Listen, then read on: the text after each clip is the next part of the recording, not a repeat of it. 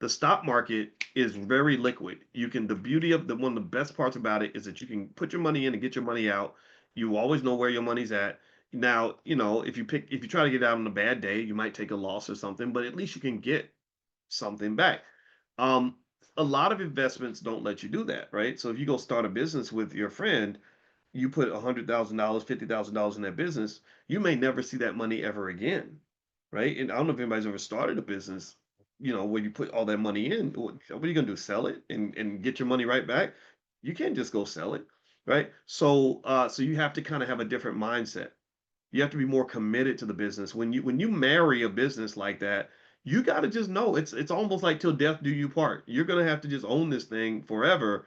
And so if I'm sitting here with my last 50,000, and it's a choice between putting it into a business I want to start or just putting it into another type of business like Microsoft stock, or I don't know, buying some shares of Oklo and selling options and generating income from that.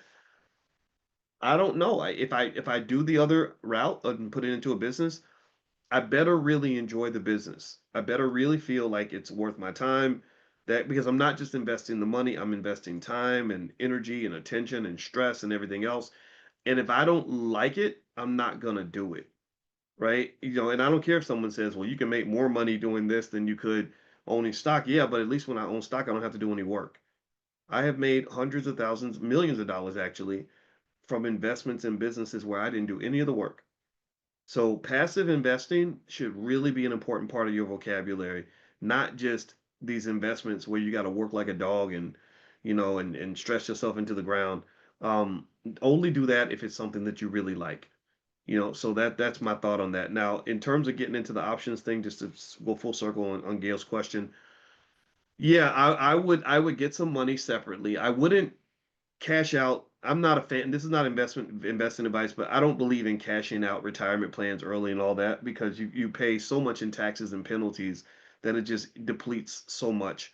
Um, so borrowing against the asset you own is, I think, a good route to go because then you could borrow and it's tax free.